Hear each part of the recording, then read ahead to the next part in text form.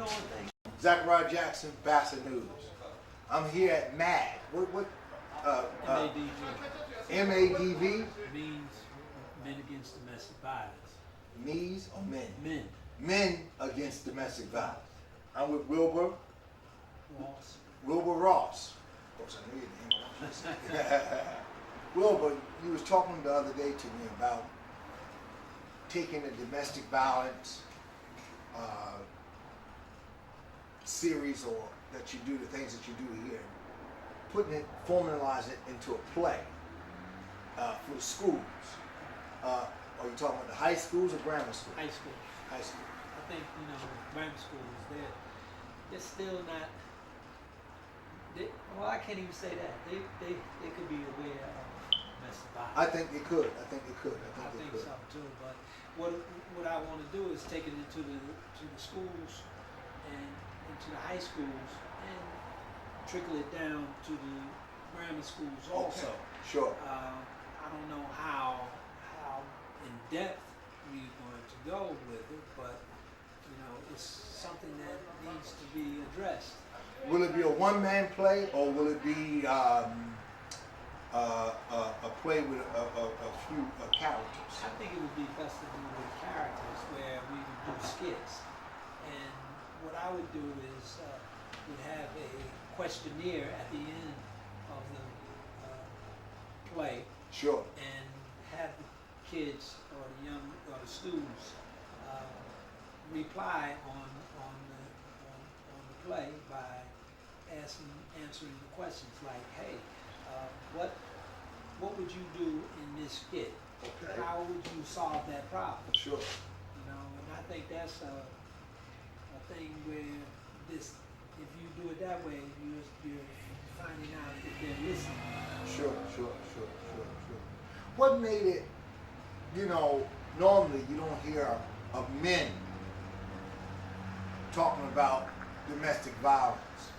It's mainly the women that's talking about it. What is it about your organization that have manned up men to recognize domestic violence? And normally when we hear domestic violence, we think of a man beating up a woman. There's what they call reciprocity. Okay. And reciprocity is equal. Sure. Or where we don't get the same situations that women do. Sure. Where there are women who beat on men. Okay. And it's not just physical beating. It's Psychological. Psychological, dealing with the children. Sure. Or different stations in life, one is economics. Yeah.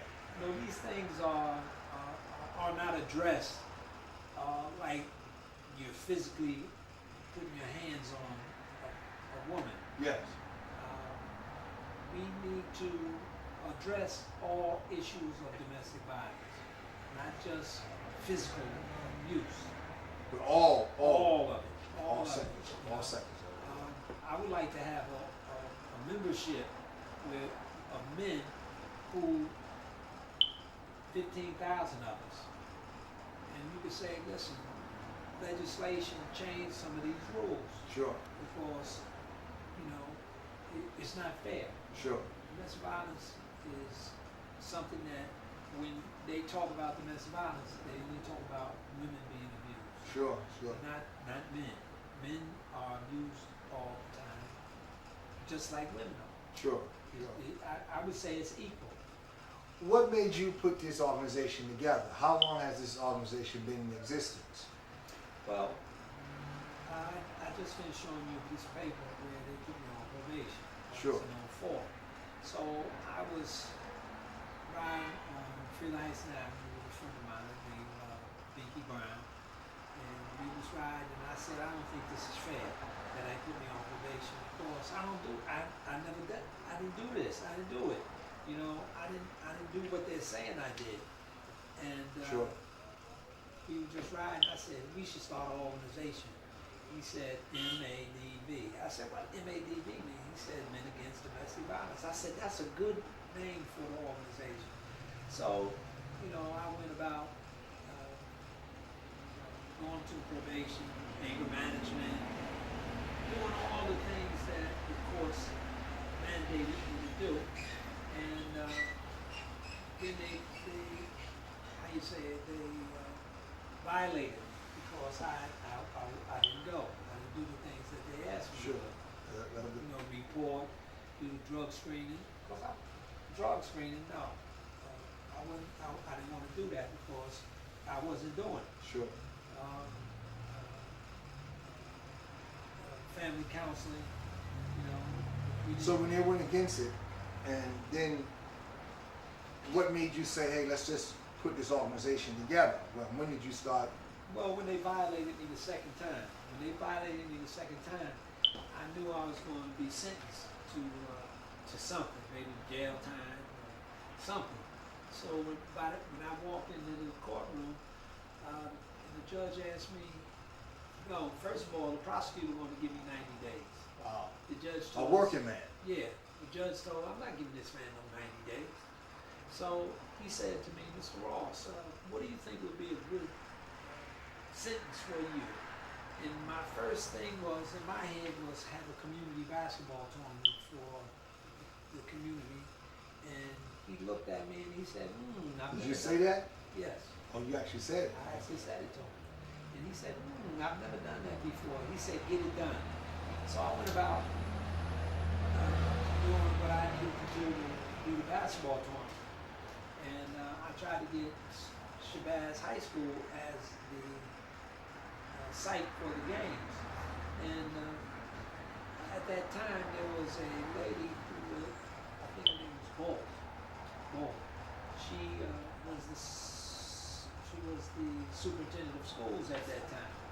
And there was a man named Arnaldo Webster, who was a great basketball player from St. Peter's, and then I think he played with the Knicks for me. Okay. And he was the one who talked to her about it. She said, get it done. So we got to use the gymnasium at Shabazz High School. And one of my teammates from high school, Lou Grimsley, he helped me put it together. And we had the first basketball tournament at Shabazz High School in '06. Okay. And it was very successful. So, but at that time, was this organization put together? Well, no, it was just embarking because, you know, we didn't have paperwork, you know, 501c3. And, you know, I was still trying to figure out what I was going to do.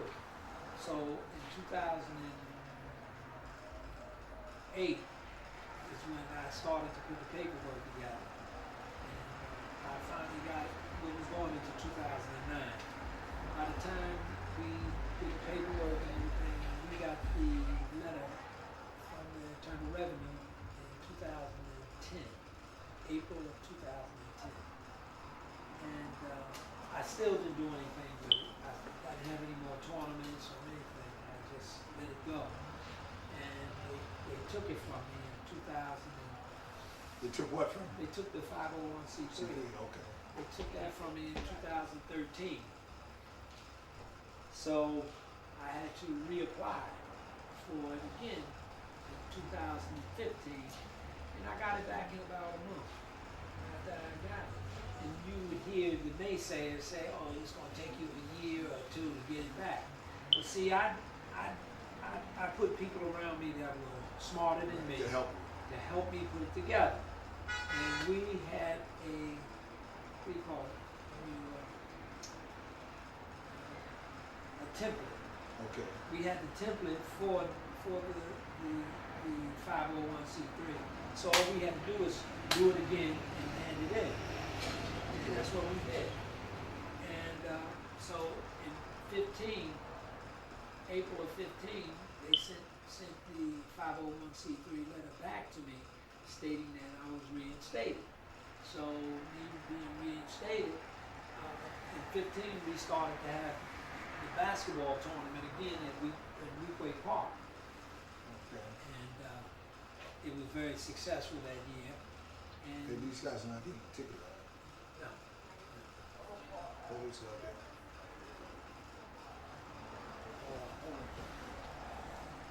this is my people. Sorry. So, let's get to the part of the play in the schools. If you did a play in the schools, how would that play? What would be the first scene? What would be the first scene? How would you guys act the first scene? I don't know, because we could do one like with me and my mother and my father. We had a situation where they were arguing. He had come to the house and brought me a football, and I think it was for Christmas time. And he brought me a football, and they saw arguing, and I stepped in between them, and I said, "Y'all stop fighting!" And she banged my head on the side of the table. Now, why did she do that? You know, that's always been. Did you ever ask her years later? No, I didn't ask. I got some situations where I was abused. You know, me myself, and I would probably use some of those scenes. Okay, let's give us a scene. We're in the bedroom. My mother is talking to my father. They're separated, but they're talking, and they start arguing. And I stepped in between them and says, "Y'all stop arguing," and she bangs my head on the dresser. That's one scene. And my father says, "What did you do that for?" You know, and that always stuck in my head. Why did she do that? Do you think she did that because she felt, were you at that time your mother and father were separated, right? Mm-hmm. So, who did you stay with? Your mother, your father? Okay. So do you think that she felt betrayed by you when you said that? I can't say that because I never asked her, but it could have been through frustration. You think it was frustration? She felt that maybe you should have jumped towards him, like, "Daddy, leave mommy alone." Maybe. Because that's normally what kids do. Maybe. That stays with their mother. They always charge the father. But see, but you said one of y'all stop fighting. But the funny thing about it was I wasn't trying to take sides with that kind of a situation. But I understand that. But I think she felt at that point of challenge that no matter whether she was wrong or right, you were supposed to be against Daddy. And what you came like Switzerland, like a neutral country. Right. Well, and you weren't supposed to be neutral. You were supposed to say, "Daddy, leave mommy alone. Leave my mother alone." Now, I'm sure, do you think that if you came on and said, "Leave my mother alone," you think she would have slammed your head down on the thing? Maybe she wouldn't. I don't know. She probably wouldn't. She probably wouldn't have not done that. She probably So it's more of a loyal thing. She felt that if you with her, and you her son, you supposed to be like, you know, like a German Shepherd. Side with the owner. She's the owner now. But you gotta understand one thing. Me and my father had a very don't matter. But you stayed with your father. You stayed with your mother, right? Yeah. All right. So she felt that you. So here's the situation. This is a situation that happened later on in life when I became 16 years old. Okay. At that time, I needed to be with my father. Right. And so she agreed to let me go live with him in Washington, D.C. Okay. Now she comes into his house and he's not there. Me and him are at a sporting goods store and he's getting shirts for his team. Right. So when we get back, she's coming out of the house and he Does she have keys to the house? No. Well, I should get you said when she because comes. my brothers were in there. Oh, okay. Someone said. So they're in the house and she's. These brothers are not your mother's kid. No. Okay. So she comes in the house, and my brother Tony had food all over him, so she cleaned him up. That was nice of her. But my stepmother, she hid herself in the room. Okay, so when he gets back, he walks back past her, and he doesn't say anything to her. She just walks past her, and. I'm talking to my mother and she tells me, "Get your clothes and put your clothes, we're leaving, I'm taking you home." And I said, "Mom, I'm not going nowhere." And she says, "Yes, you are." And I go in the house and she calls the DC police and they came and took me out of the house. So, you know, it's always been. Were you your mother's only child? No. I got a brother and a sister. My sister is older than me. Okay. And my brother is 5 years younger than me. By the same mother and By father? the same mother and father. Okay. So, what she did do, she came down there to get my brother, my brother that is my brother from her. And I didn't want to go because, see, I was getting ready to go to school. I was getting ready to go to a school called Jamaica High School in Maryland. And the player that I was going to play with, his name was Adrian Dantley. Do you remember that name? Adrian Dantley played for the New Jersey Nets. Okay. And he played for Boston. One hell of an athlete. Sure. And I was going to play with him. So imagine me playing with Adrian Dantley, because I was a talent of myself. Sure. See, so we would have been unstoppable playing on the same team. But I wasn't a greedy player. I just played the game. I love to play. And I didn't want to go. I didn't want to come back to Jersey. I wanted to stay in Washington, D.C. Well, she was a strong-willed woman, because if a woman come into her ex-husband's house, he has a wife or girlfriend, and she see his son that got candy all over him, that's his son by another woman that's in the house, and she just take that boy and wash him up and clean him up. That's a strong-willed woman. Because but most women wouldn't do that. Right. You know, they'd be standoff. So she didn't care about that kind of stuff. Yeah, but she was a strong-willed woman. And then you say your mother-in-law, your stepmother hid in the closet. Hid in the other room. Yeah, she was scared of it. Scared of it. Right. What did your stepmother do? She. What was her? How was she with us? You know, her station life. What did she do? She followed my father. My father made sure. So was she like a doctor? A teacher. She was a teacher too? Yeah, college teacher, college professor. Oh, okay. So the second wife was college professor. Yeah, but when he married her, she was young, and he brought her up. Sure. To the point where she was at that particular time. Wow. So your mother might have resented her a little bit. I don't know. We never really. I mean, my mother didn't really talk about it like that. Mm-hmm. She talked about him, telling us she's telling us that he don't pay. Don't pay him. So it was three of y'all. She never got remarried, your mother? No. After we were well grown, she got married. Matter of fact, she died on Hobson Street in a car accident. Oh man, sorry to hear that. Her and her husband, both of them died at the same time. For real? Yeah, they ran into a wall. They were coming up Goldsmith Avenue, and they dove into the building at the bottom of the hill. And she took the brunt of the accident. They were arguing. How I know they were arguing? Because she didn't have she had some dentures. The dentures were, and I never know my mama not to be pristine when she went out. But she must have just jumped in the car to talk and it took off. But now, with all that going on, your life was transformed into where you believe that you suffered a great deal of abuse. Yeah. Is that accurate to say that? Yeah, because it wasn't just my mother, my grandmother. Okay.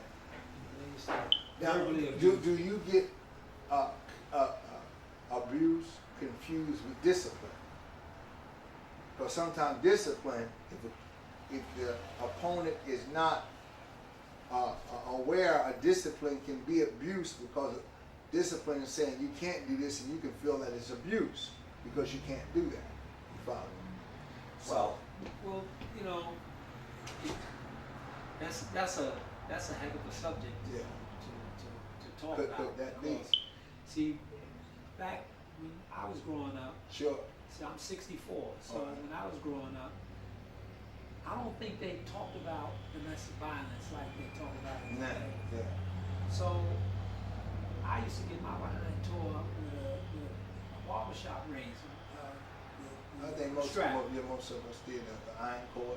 Iron cord. Yeah. My mother used to say, "Go get the iron cord." One time. And I go get the iron cord, put it in the stove. Said, "Ma, I can't find it." She said, "That's all right. I got another one." See, so you know, I don't know if you would call that abuse or not. Well, I don't think of abuse, but abuse. But what are you beating me for? Maybe you done something wrong. But let me say this right here to you, Wilbur. Now, going back to those years, your mother was a teacher. Yes. And your father, what kind of job did he have? He was a college professor. College professor. He was a track coach at Winston-Salem. Okay. So Then he left there and went to probation. Became probation? He was a probation officer. Then he also substitute teached, and he was a recreation director at the city of Newark. So, what was your father's name? Wilbur Ross. Wilbur Ross, Jr., Senior. Senior. Oh, Well, he's the junior. I'm the third. oh, you're third. Okay. He's like Dr. King's son. But Wilbur, back in those days, were there a loneliness in your heart because even with friendship, because you were basically raised middle class. I guess you could call it that. Can you say yes when you got a father that's a professor and back coach, in those days, and your mother was a teacher? Do you remember the cheese? Gravy peanut cheese? butter, Or before the- welfare cheese. Yeah.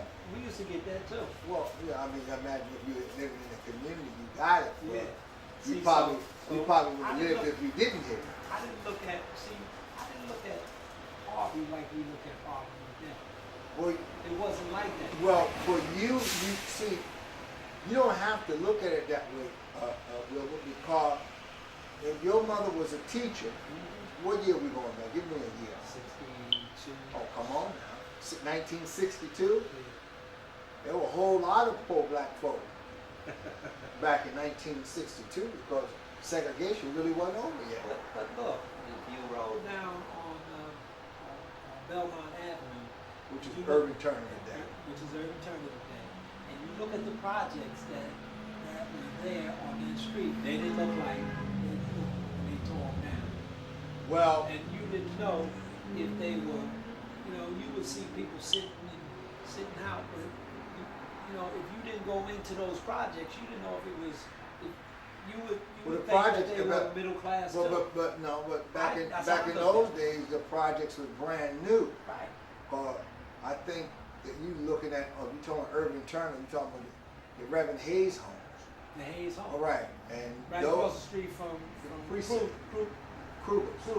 Kruger the beer. That's how I knew we used to see the Viking on the building. Right, Kruger, right across from Kruger. Those was like, I think they were built 1959. Okay. So they were still almost brand. new. 1962, they were brand new. Right. So I didn't But- see it like they. But y'all didn't live in the projects. No. Right. But, And- do you understand what I'm saying? I didn't see, because I lived in a one family or two family home. Where did you live at? I lived on Schuyler Avenue, which was a 3-family, Schuyler Avenue. in Hawthorne Avenue. Okay. But That I was good also- living back in those days. But I also lived on a street called Nesbitt Street. Nesbitt. Right across the street from Gordon's Milk Company. In Irvington? No, over in the Baxter Terrace. Okay. Yes, I know the area. Yes. That building that still Yeah. sits. Yeah. It used to be Gordon's Milk Company. Right. And we lived on that same block. So we lived on a block where you had Italians still living there. Right. The Massolinos, the Massolino Bakery. Sure. Used to That was live good there. living as a black person back in Did the you day. really? I didn't. You say that. I interview a lot of people that come from middle class. They seem to never remember that, But the idea is that the fact that your mother was a teacher and your father was a professor, and that right there rare. I guess you would call us middle class. Okay, your black friends back in those days, did they have the same scenario in 1962? No. You know, I You- didn't see, you have didn't- too many friends. Right. And why didn't you have too many friends? I don't know. Was there too many people that looked like you raised on your block? No, white boys. Okay, so I can understand why you didn't have a lot of friends that looked like you. But your friends that relatives that looked like you that didn't have a father and mother that was a teacher and a father that was a professor, I'm sure that their economic status was a little different. My mother didn't let me experience a lot of things in the community. She would keep us close. Now, She probably kept me close because she was fearful, or perhaps maybe, you know, you guys at that point in challenge was like the first generation of black middle class. okay, I don't know. You say, I you can't know. argue. I can't argue that. You gotta that look in fact. some books and go back to 1962. Well, I can't Cause- fight that what you're saying, because see, by the time I was old enough to drive a car, the first car I drove was a Cadillac, brand new. Was it your Cadillac? It was hers. Okay. So she had a Cadillac. What year was that? She had Cadillacs from 1959. Okay, but when you first drove the Cadillac, what year was it? 71. 1971. So 1971, brand new Coupe de Ville. Yes. Okay, that's a two-door, right? Yeah. And so in 1971, when your mother had the Coupe de Ville Cadillac and you were driving it, right? Did you see many black people, black men driving the Coupe de Ville Cadillac, or even driving their own car that they didn't have to go, that they didn't have to work on? Chevrolets. I see. Right. Oh, that didn't, because if your mother had a brand new Coupe de Ville in Or Fords. 1971, y'all didn't have to work on that car. Nah, they take it to the shop. Shop, right? Because that car was brand new, basically. So now, how many people that you know, Didn't know that you could look in the mirror and see somebody look like you and say, hey, you know, he got a Cadillac over there, he look like me, or he don't have a Cadillac. You know, That was high living. I used to steal the Cadillac and go down to the projects. So you would take the car and go down to the project with more people that really related to you in pigment and texture and things, like hair texture, things like Well, that. I had, you know, by that time I had friends. See, I started going to Southwood Boys Club, Southwood, okay. and that's when I started having friends. And Where did I- those friends come from? from the neighborhood? But you didn't come from that neighborhood. Some lived over on this side. Some lived on Hawthorne Avenue side, Clinton Place Sure. side. But you know, and I still didn't hang out. I'm just trying to figure out, Wilbur, like, I hear your story. I'm trying to get where, was it actual domestic violence that was done against you as a kid? Or was it just that it was discipline? Like when you talk about your mother banged your head, I think that your mother felt, I'm taking care of you. I ain't got other men running in and out of this house, right? Is that, am I accurate with what I'm saying? No. She didn't have other men, right, running in and out. Friends, they were friends. They would come, Come by, whatever, right? but it wouldn't be where I saw anything. Right, that was- okay. So I'm taking care of you, so you should be on my side. So you don't come out making no statement. I got more stories to tell you about that Okay. kind of situation. You know, go ahead. So I guess she felt like, you know, you supposed to came out and said, Daddy, leave mommy alone. Now, you know, that's what, let me say this right here, Wilbur. That's the difference. A young black man, black boy, right? How old were you when you say your mother banged your leg? 8 years old, okay. That's the difference. Now, a young black boy from the hood, right? If his father pulled up and talked to his mother, and they had an argument, the first thing that boy would say, leave my mama alone. Not, y'all should stop arguing. Because to say y'all should stop arguing, right, It's neutral. is a neutral thing. You ain't supposed to be neutral. You're supposed to be on her side. But That's how it would be. And when you talk about projects, that's how it would be. Like, you better leave my mother alone. And the father said, I don't care. In other words, mama's law is right. You understand me? Well, see, the no response, matter whatever, you came as a negotiator. the response to my father was, why did you do that? Why did you do what? Bang his head on the Well, and did she answer at that period? No. You know, the reason why she did it, because you were supposed to say, Daddy, leave my mother alone. But you didn't say that. You I wish said, I could go back in time and did say that's what you supposed to say that. Say, you were supposed to say, why you leave my mother alone? No, you came out talking about some, why don't y'all stop arguing? But don't you understand, I love both of them. Nah, you ain't, listen, I love both you supposed to love one and secretly love the other. No. You supposed to love mama. You talking about the hood. In the hood, the boy loved mama.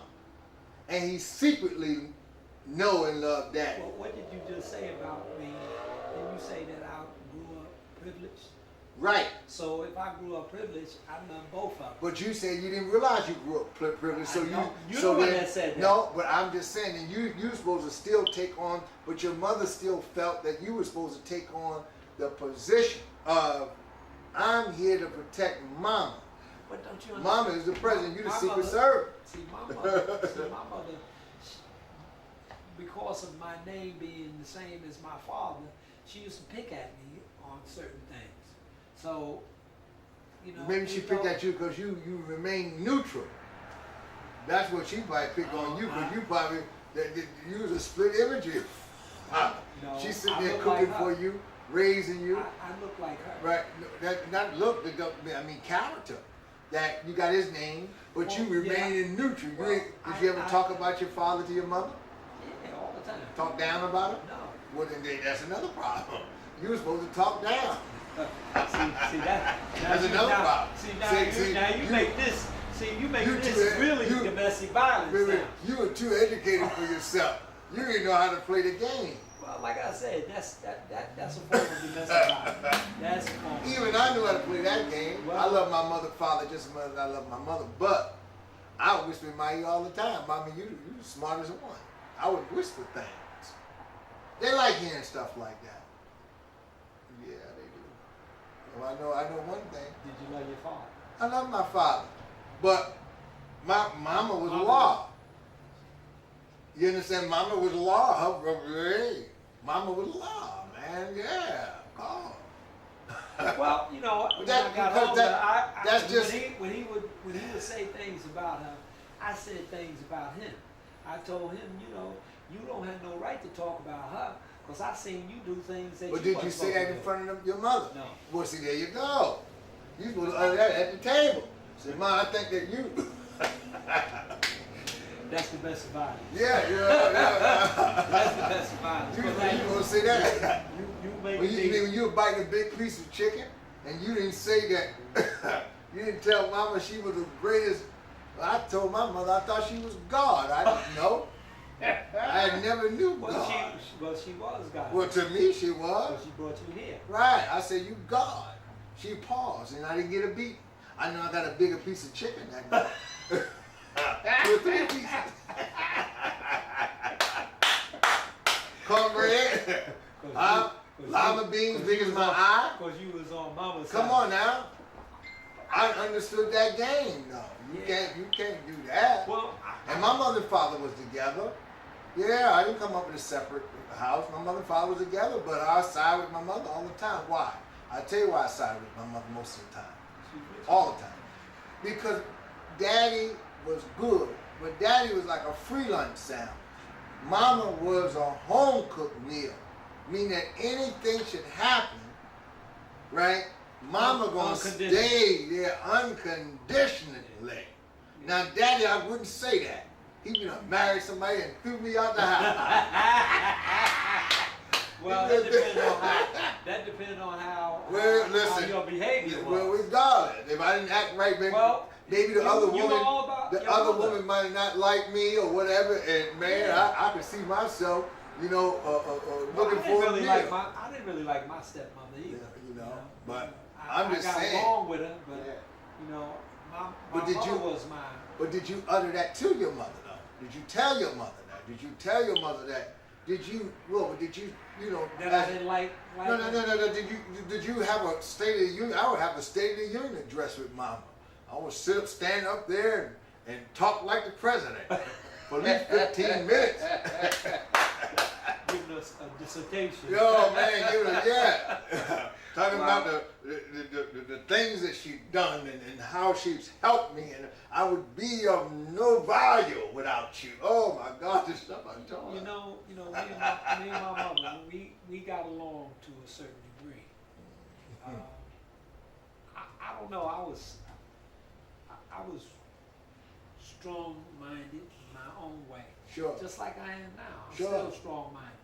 You know, I got brothers and sisters that they won't talk to me. Sure. But it's okay. You know. Well, you're a prophet, Wilbur. I can feel it. Not every prophet is a major prophet, but we have billions of minor. And I would say that you are, you know what I mean, a prophet without flavor. Because, you know, I think that if wish you I had, did have flavor, but well, if you had flavor, you would have told your daddy when he was young, leave mama alone. You're supposed to come in there, leave my mother alone, regardless. I guess you. You know, but you didn't do that. No. That's why mama knocked you upside the head. Oh, a lot of times, man. A lot of times. Me, I used to get it more. Were you the oldest one? Well, I'm the middle. The middle child. I'm the middle child, so I used to get it all the time. Now who's older, your brother? My sister. Your sister, okay. My sister. And she's always proclaiming wanting to be nowadays the matriarch. Oh, sure, well, she's the oldest, right? But I'm the king. She probably never did that to you. Huh? She probably never salute you that way, but you know. I mean, she's my older sister. Yeah, But my older sister. if we were dealing in royalty, Right, you know, I'm the oldest son. right, sure. So the oldest son would be the king after the father. had Sure, passed. sure. So you know, they always scrutinizing me, always saying things that, you know, and they say they don't, but How do they back you in They this They man, don't. the men against They domestic? don't. What did they say? Have they said anything, make any comments or whatever? Well, my sister said that you know when I put my name in for South Fork Councilman, she said that you know you're going against the family, and I don't look at it like I'm going against the family. I look at it like it was something that I wanted to do since Mr. Bradley became the South Fork Councilman. Okay. And that was something in my head all that time, that one day I would be the South Fork Councilman. Mm-hmm. But it didn't happen. Sure. And you know, I'm not upset about it.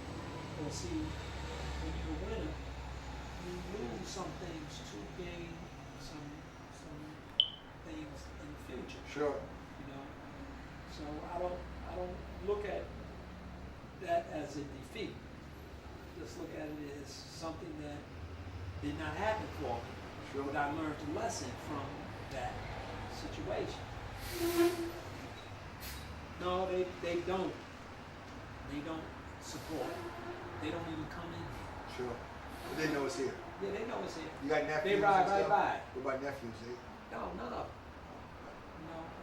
Well, they know you're here. Yeah, they know. Your nephews probably But- ride by and say, my uncle got that place where they call man. I don't care if they don't come in or not. You know, I mean, if they did, it would be a great thing. But Sure. if you're not coming, don't worry about me asking. I'm not gonna ask. Well, your day of shine will come. It's Well, coming I'm not soon, even sure. worried about the shine either. It's coming. You know, It's coming. But now, so a lot I'm of glad you see some of that. I'm glad you see that. Mhm. You know, right at this point in time, you know, people tell me, you know, just be patient. You keep doing the work. Yeah, just keep it. Sometimes you gotta work through confusion. Sometimes you gotta work and Just like the young lady, she wants me to take her to rehabilitation. rehabilitation, Right. which I don't mind doing, Sure. but she has to be the one who make the first step. Sure. Just like them, Well, if they want to come in can't here, do the door.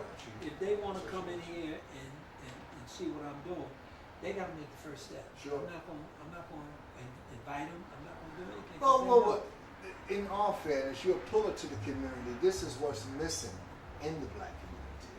we've always had centers and places like this that wasn't sanctioned by the power of that. Where we went wrong, a teacher told me years ago, where we went wrong, we, in the black community, we tried to replace our characters with academians. In other words, we tried to replace our characters with professors. And you cannot replace the characters of a community with the professor at Harvard, Yale, Cornell, or whatever. They don't have the because feeling. they're not in the community. They don't have that feel. But they're not in the community. You are in the community, and we've had centers, places like this in the community. You understand? You know, all my life coming up, there was always a place you could go. There was a auto shop that you could go by, and you had no tools, and the man would let you work on with his tools and give the tools back. You know what I mean? Let the kid fill his tie up with air or whatever, you know, or they sold fish on the corner, watermelons and things. Those things are what build a community. But what the black folks, that's why I say that I don't think you realize how you were growing up, because you were growing up in a time, and your mother and father was educated in a time where a great many of our parents wasn't. A great many of our parents come along, the black parents come along in the early 70s with educated. Your mother had it in the 60s, early 60s, you know, doing Jim Crow law down south, with Jim Crow segregation law north. And so that's a different kind of person.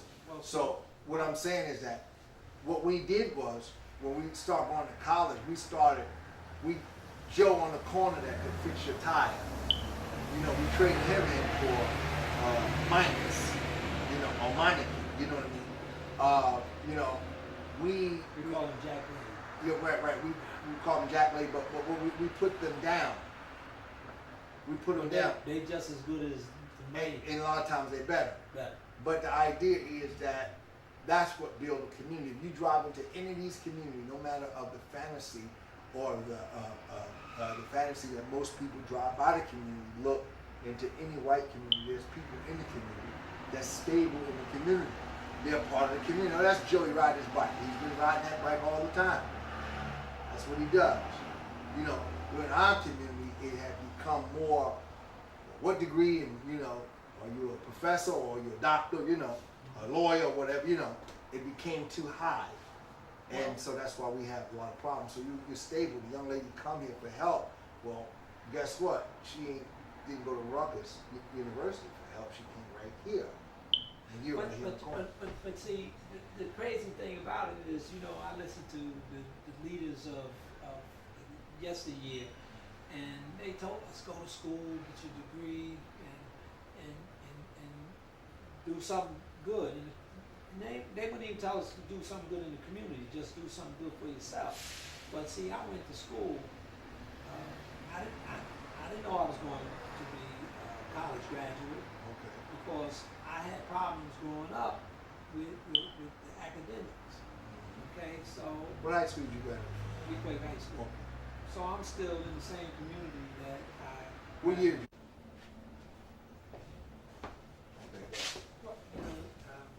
I didn't think that I would be where I am today.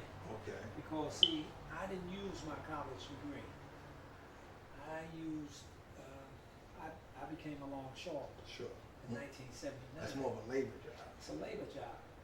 And but it's a good labor. I enjoyed being a longshoreman, especially during the time that we went down in the port. We were buggy lugging. We went down in the hold of the ship, just like you would see on the waterfront. Okay. We went like that, and we had fun. Not just that we had fun, but after we finished work, we hung out with one another. Sure. Nowadays, they don't hang out with one another. Sure. We used to go down to the port and stand in the hiring hall and wait for jobs. The things that they talk about, how they used to make signals and all that kind of stuff, they did do that. I believe that.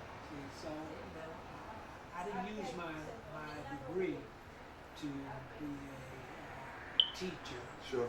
Which would have been good. You'd have been a good teacher. Oh yeah, I think so too. And you would have been following in the footsteps of your mother and father. I'm not. Well, I'm getting ready to retire, and I October, and I still might do a little teaching Sure. because see these kids need the male figure in the school system. Sure. You know, this is something that I had a teacher named Mr. Berry. He was my hero in school. I went to McKinley near 7th Avenue. Sure. He was my hero. Mr. Nelson Bond, Mm-hmm. just passed recently, was Sorry. the first person who put a basketball in my hand. Right. They were figures that one day I'll probably been a teacher. But I think Wilbur, that you still haven't fell too far from the tree, because you are here in this organization, MAD, and that's what you're doing. You're teaching. The young lady come in for help, this, that, and other. And you're here. You're not being paid by the state. You're not being paid by the city. Have the mayor stop you and take pictures or whatever. So you're doing that. You're doing that. You're actually doing it. Well, I'm gonna tell you like this. Right now, my money is getting thin. Yes. But That happens a lot. But I'm still here, and the gentleman who owns this building, write it off on taxes. Mm-hmm. Of course, you can do that. This is a public charity. Sure. And I tell you, this spot right here is really needed. We have computers, we have all the things that we need for a resource center. If you come in, you want to, do a resume, you can do the resume. We have the printers, we have all that kind of stuff that is needed to help the community. A lot of the people in this community are drug infested. You ever see the movie with Denzel where you touch somebody and they become the demon? I think I've seen movies like that. I haven't seen his. Well, it's a movie that he's playing a detective, and this demon has gotten into the community, and it touches this person, and that person does something wild and crazy, and then leave that person by touching somebody else and going, and they do something that's wild and crazy also. Okay. Well, this is what's going on in this community with the drugs. Well, yeah, I guess that's all. Everybody's looking for a way out There's no love in and this community. an escape. I think it is. Though. I pulled up here, and the people here showed me compassion. Guy shook my hand, gave me a hug. Young lady said hi. I think it is. In fact, to say that, I think is wrong, because the young lady that was going to walk in here, she's seen us with the camera and stuff, and she backed up. Even in the situations, but people get caught. I'm talking about on a large scale. Okay. It's no love. People get caught. They get caught up. And there's times where I had been hung up. Yeah. And I asked God, Allah, to take that taste away from me. Sure. And he took it. I didn't go to no rehab and none of that. I just stopped. You decided to stop. But But just like you started, and you stopped, other people I hope so. will do the same thing too.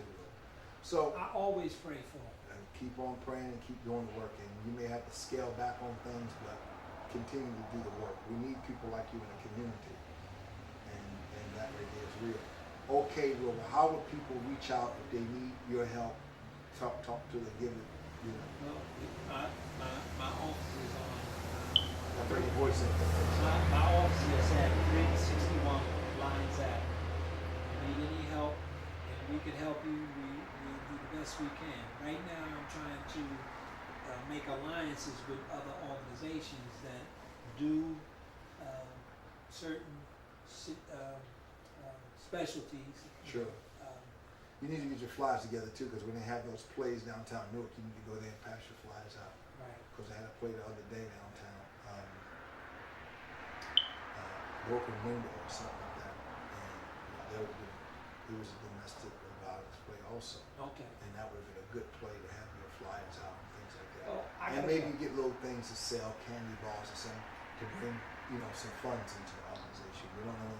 That would be a good thing. Sell water or something like that, and everything. Coffee, like a cup of coffee, 15 cents, you know, just to bring some, you know, little Income. bring a little income into the place, you know.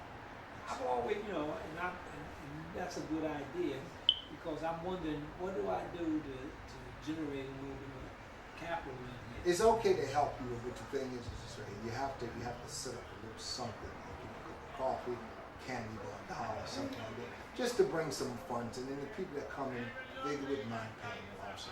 You know, just there's things that you can do. Maybe you get yourself a big jump cable machine. Winter is coming, cars need to jump, give them that jump, $5, you know, just to bring a little cash in. You know what I mean? I bought a snowblower. Okay, that right there's running too. But a jump cable machine is good because, you know, right now the winter comes, some of these cars might have to turn over. You know, the pro jump car $5 to $10, you know, just to get them on their way. Well, Just a little bit. see, even you had the fax machine, the copy machine. It has on there copy 25 cents. That's a good thing. That's a good thing. Yeah. And when they come and they ask me how much, I say, give me what you think that you want to donate. Bro, you have to set a price. You have to set a price and stick with it. Because, you know, to stay afloat, you have to set a price. That's how we are. You know, we conditioned. We you know, happily formed. Like, we happily know how to go to a funeral. We know how to cry and know when to cry because it's been staged. And if you go back to old etiquette books, it shows you how to do that. Someone put that formula together. You know, but I've been in situations where people that didn't come from that formula, they didn't know how to grieve. They grieved so much that, you know, it was uncontrolled, you know. And even though no matter how bad the situation is, we have a stage, you know how to grieve, you know. And so like that, how to go to a funeral, how to walk away, not snatch somebody out of the casket, you know, things of that nature. You know what I mean? You know, all those things are how to be put together. So, you know, you have to come up with a price on that. But Wilbur, it's always a pleasure talking to you. Yes, sir. I hope that I just can't wait for you to get this play off the ground. I got to go to the school and talk to the teacher. You know, maybe We done already talked. He said that's what he like. yeah, maybe you know, it could be just the an actual talking play at first, and then you develop into more, you know, dramatic and drama, you know, things like that. Wilbur, it's a good thing. Ross, it's a good thing talking to you. Keep up the good work and keep hope alive. And I hope that someone will come in here and help us out. I'm looking They will. to go to the colleges and get some interns to come in here That'd be a good thing. and build a program. That'd be a good thing. So I like that. That would be a good thing for them and for the organization. Or even set up with some of the schools too, some of the high schools or whatever. You know, how they can come in and do a tour. You know, they bring the kids here, tour and see what you do. You know, they'll get the trip, field trip. The GED program. A lot of things we can do here. It'll help out.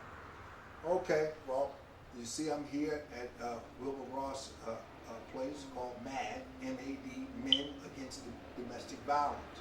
You know, you don't think of men being against domestic violence, men being, you know, even the bird that, you know, what name is it? They laugh at it. But it's a true fact. And, you know, when you look at 2020, you look at those different programs where you see husbands and wives killing one another, you'll understand that this thing is real. Because it don't register in your mind, don't mean that it's not true. It's true. Okay, it's true. Thank you, Zachariah Jackson, BASA News. Good day.